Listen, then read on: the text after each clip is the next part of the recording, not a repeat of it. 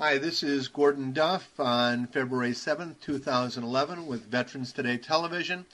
I'm on with Michael Heigard, an escaped Canadian citizen, and Vojislav Milosevic. They are both in Belgrade, Serbia, which we used to know as Yugoslavia.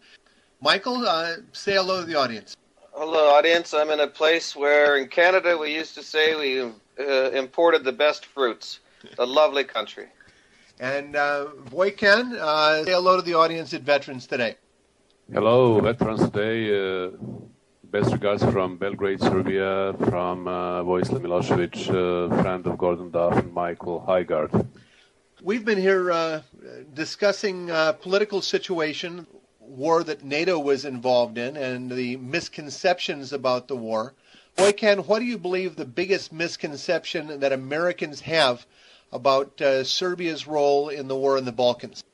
Well, the misconception of the NATO was based on a totally false approach to the Serbian people.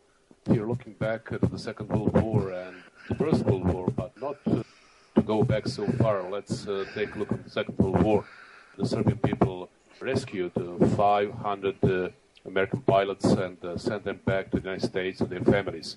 And we were so close emotionally, privately, as a people, as a nation, as a state, to the United States of America, the whole period after that till the jeopardize of ex-Yugoslavia, 1991, 1992, when the United States supported from Croatia, actually, Stasis, who created the new Stasis state based the same principles and the same symbols established on 1941, led by Ante Pavelic, who was supported by Mussolini and Adolf Hitler. So you're saying essentially that the conflict was began almost as a continuation of World War II with the German-Croatian relationship that Hitler started.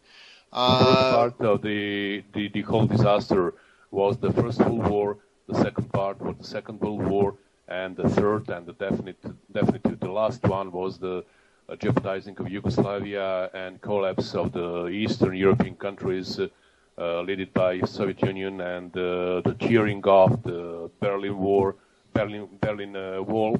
and actually the masks and everyone showed the real face. The real face was that the people who supported the Nazis and fascists during the Second World War supported the same political allies in Croatia and in Bosnia and Herzegovina, and they supported the bloodshed among the people who coexisted the last 50 years in ex-Yugoslavia. And after that, now we have had so-called peace in the Balkan area, but that peace is on the glass legs.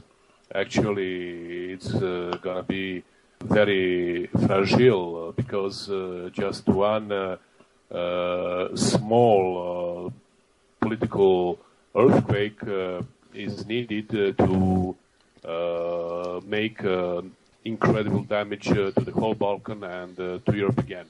Now, Michael, we were discussing this earlier. You'd indicated that you read my paper on Operation Gladio, which was the NATO stay-behind plan based on the belief that the Soviet Union might be able to take NATO out during the 1980s or 70s, and that a partisan or terrorist base had to be built by NATO in order to oppose the Soviet occupation. Now, it was my premise that groups from within that base and organizations had established much of the capability we now know as Al-Qaeda. And if anything, Al-Qaeda is an expression of several intelligence agencies, the CIA, MI6, and to some degree the Mossad, depending on the region it's operating in.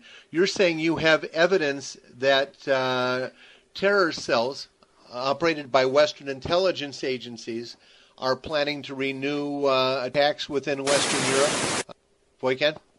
Yes, that cells are created in Bosnia and Herzegovina at Kosovo and Metohia, And also they are operating in Western European countries and in some parts of the United States, especially New York and West Coast.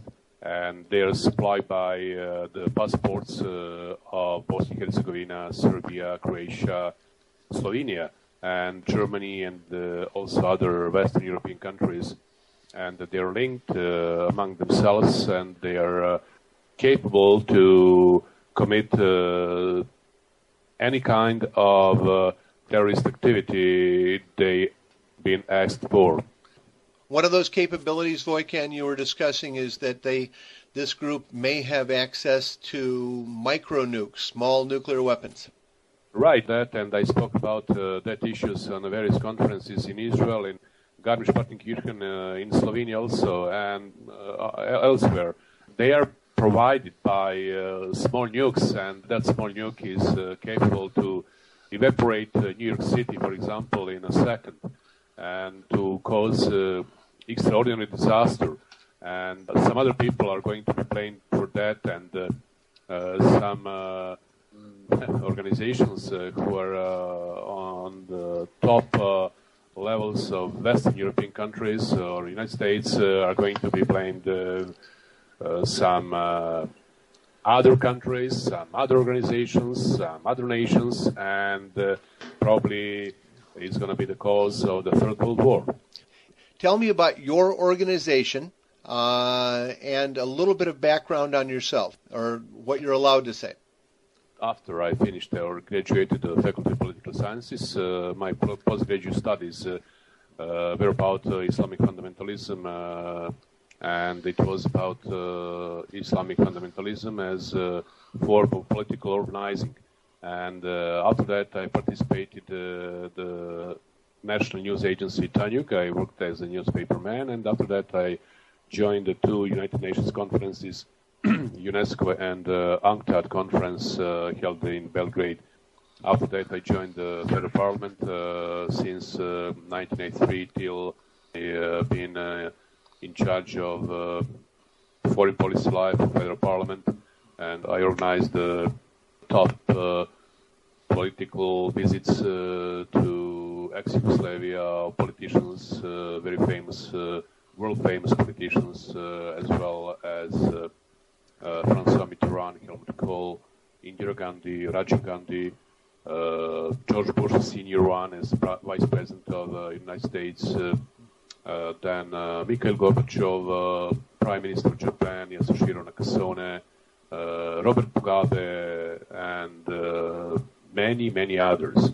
And after that, I established the Center for Counterterrorism. It was established 8 years ago, and I'm director of the center and chairman of the board of directors. So you're the director of the Center for Counterterrorism. Who are your fellow directors in that organization? Fellow directors and the members of the board of directors are Mr. Andrija Savic, who was chief of Secret Service of Serbia, and behind him is three-star General Branko Krga, the head of General Staff of Serbia Montenegro, Vice Admiral Grujic, who was the last commander of Serbian Montenegrin Navy, and the fourth one is General Slavko Stambjer, who was in charge of blue helmets in Bosnia and Herzegovina in 1990. Well, Vojkan, we're very pleased at Veterans Today to have you and the Counterterrorism Center in Belgrade on board, and the esteemed officers of the Serbian and Montenegrin military and intelligence services that you bring with you. Michael, I'm glad that you're in Belgrade and not doing whatever that is you've been doing in Africa for so many years. Look forward to hearing from you again. I'll be seeing both of you, probably not in Serbia, more likely in Montenegro, if the invitation is still good. And this is Gordon Duff for Veterans Today, along with Michael Heigard and Vojkan Milosevic, wishing you all a very good evening.